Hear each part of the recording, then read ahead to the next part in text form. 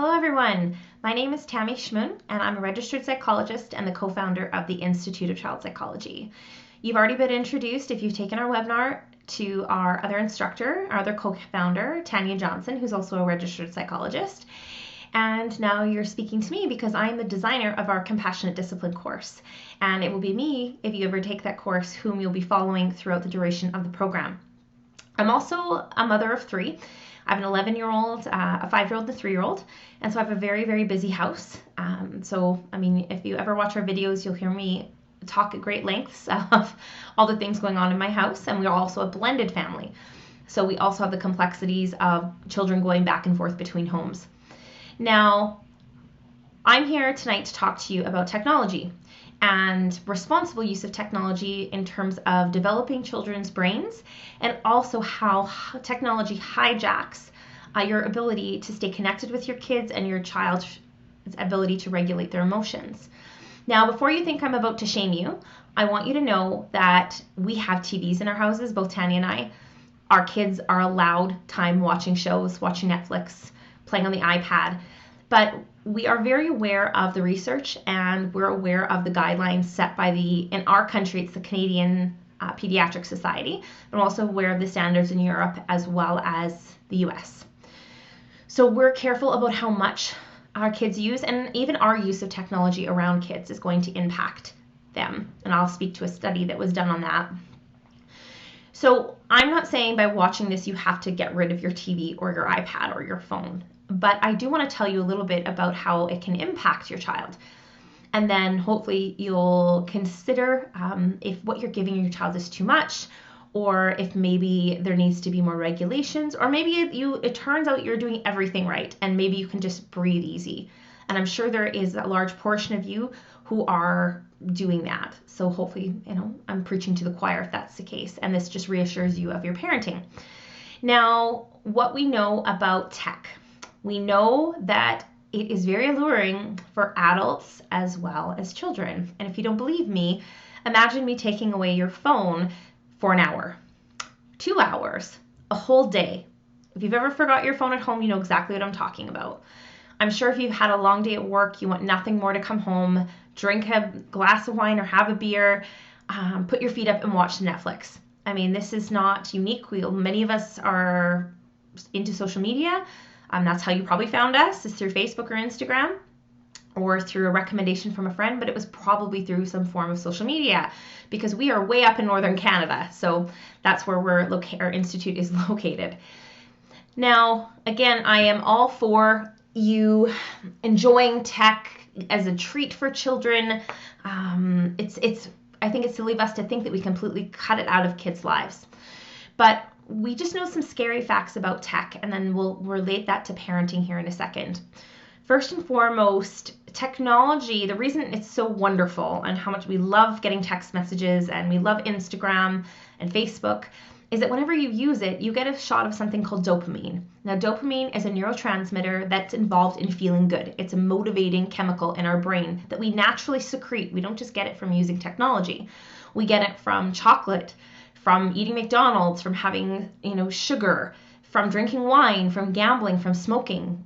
All of these things lead to dopamine. So it's very, very rewarding when we get a hit of it. And it makes us want to do it more. That makes sense, right? So we get dopamine when we use tech. But also one thing we know about tech is it induces something called the sympathetic nervous system. And the sympathetic nervous system is the equivalent of the gas pedal in the brain. It is what ramps you up to run away or to fight a predator. It's in charge of the fight, flight, freeze, collapse response. It's the survival response that all organisms have to keep them safe in case there's danger. And what's secreted is adrenaline and cortisol. So it makes you really strong and really fast so you can respond to a threat in your environment. So it turns out the blue light from technology and the rapid movement on the screen and the bright lights and the quick movements are all involved with releasing cortisol and adrenaline through the sympathetic nervous system. So what happens is while children look calm or we look calm while using it, it's because of the dopamine. The dopamine masks the cortisol and the adrenaline, the stress hormones. But when you take away the device, the dopamine is no longer there and all we have left are stress hormones, which is why we get such a huge eruption and irritability when we take away our devices from our kids. I'm sure you've all have experienced that. I don't care if I'm working with my 3-year-old son or my 11-year-old daughter. The explosion is one looks more sophisticated than the other, but sometimes that's not even the case. My 11-year-old can put on a pretty good show if she needs to. But literally, it's not her fault. I have, by giving her the device, pumped her full of stress hormones, or the device has, in her brain. And then when I take it away, she can't concentrate because she's stressed out. So of course she's irritable. And not only that, she's going through like a small withdrawal. We've taken away this huge shot of dopamine. Now, dopamine should normally be given in small amounts through when kids play, when they get a hug, when they go outside. That's a small amount that is motivating, it's healthy. But when you use technology, whether that's gaming or YouTube or Instagram or whatever the newest thing is, TikTok, kids are getting a huge shot of it. So instead of eating a cupcake, it's like they're eating a whole darn cake. And so now, on top of that, when they go outside or do something that is supposed to release dopamine naturally, it just doesn't do it anymore.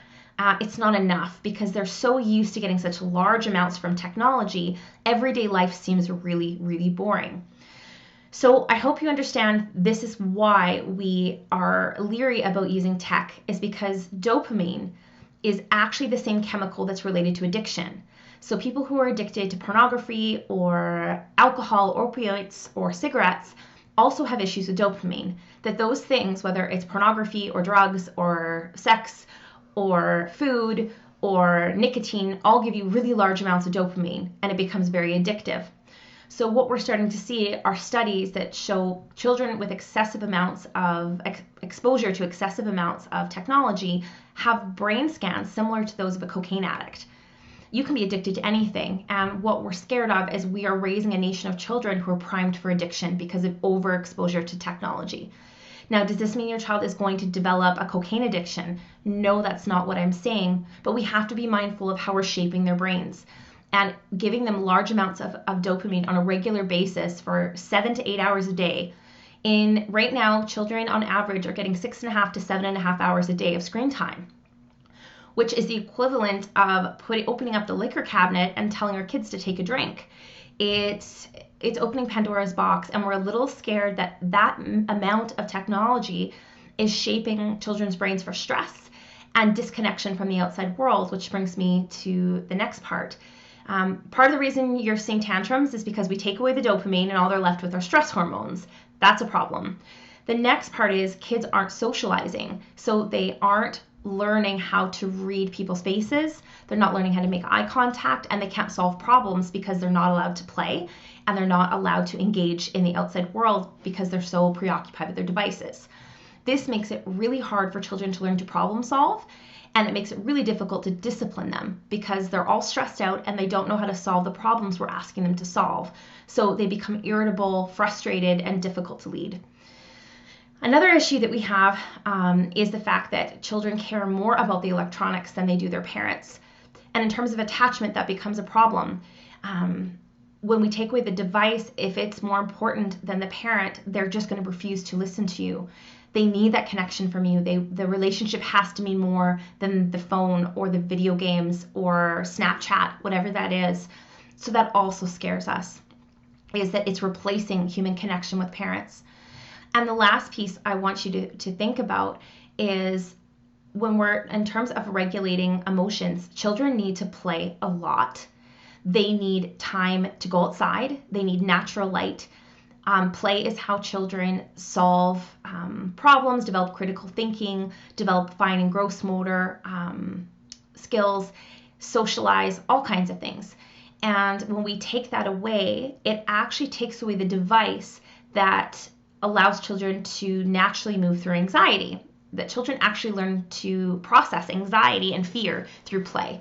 And when we take that away, we often get kids that are prone to struggle with resiliency, struggle with anxiety issues, and tend to be very clingy because they don't feel competent. They don't feel that they can handle things in the world. And this can come as a result of the use of technology.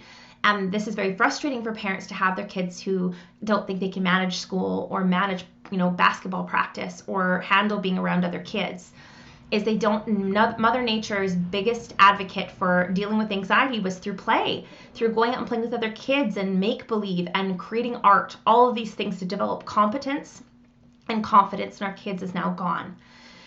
So this will be, and I guess there's actually another point I want to bring up. And this one was always hard for me. I want you to Google the still face experiments. So still, S-T-I-L-L, face, F-A-C-E. And I can even include a link to it, which I will probably in this email for you to look at. And once you watch this video, I want you to look at how children are impacted by a parent's use of technology. That when parents, they still face, meaning they don't make eye contact, they look distracted, and when the child responds to connect with the parent by smiling, by saying, "Mommy, mommy, mommy, look at me," and we ignore them, and our face shows no emotion, so our affect is flat. This actually causes a stress response in kids because they're supposed to look to us to see if their environment is safe, even older kids. And if we are ignoring them, it not only makes them feel invisible, but it makes them feel unsafe. And through these still face experiments, they documented the stress response in children when parents were preoccupied or showing no emotion. So I like to draw a parallel to a parent's use of technology and staring at the computer or staring at their phone and not responding to bids of connection from their children. So how much is too much? Well, 6.5 to 7.5 hours a day is quite a bit. And I'd like to tell you that teenagers are using 11 to 13 hours a day in North America. Now, I think the American and the Canadian pediatric societies are saying before 5, so from 0 to 2, they should have no tech. From 2 to 5, 1 hour a day. Oh, sorry, my dog knocked over my bag. 2 to 5, they should only have 1 hour a day. And from 6 on, it's really up to the discretion of the parent. But I try to stay with that 3-hour guideline if you can, give or take. Obviously, quality is more important after 6 than quantity. So watching with your kids, having them watch educational shows, it's like the equivalent of if I ask parents, I said, what's better for you, watching The Bachelor or watching Nat Geo Wild? Most people will laugh. And even if you like The Bachelor, that's fine. But it's not educational in content. So we have to think about how impressionable kids' brains are. And this is a great time for connecting with them is through watching a device together, talking about safe use of the device, looking at the narrative, what lessons do they want to pull from what's going on in the show, these kinds of things. And maybe if they're on YouTube, they're seeing content they're not supposed to, which is another scary thing. So I know this is a really quick talk about tech. It's something we're pretty passionate about at the Institute, and it's interwoven in many of our courses, and I speak to it more during our discipline course. But I do know that this is sabotaging. I know it sabotages my ability to parent my kids. When they watch too many movies or spend too much time on the iPad, they are miserable human beings. They are irritable, they fight more when you take it away, and they don't want to play. They don't want to go outside. They don't want to be kids anymore. They want to be passive, they want to be still, and they're not doing the things they need to do in order to be healthy human beings. And then I know I need to knock it off and remember those guidelines that I teach thousands of parents every day through our courses and through our seminars and workshops and conferences. So please know you're not alone. It's a battle I fight every single day in my home. It is not easy, but we do the best we can with the information that and now you're equipped with hopefully more updated information on what tech can do to your child. We do have an online course on technology use at the instituteofchildpsychology.com. And again, we talk about the use of technology in terms of discipline in our online course, Compassionate Discipline, which you will find a link to after this video.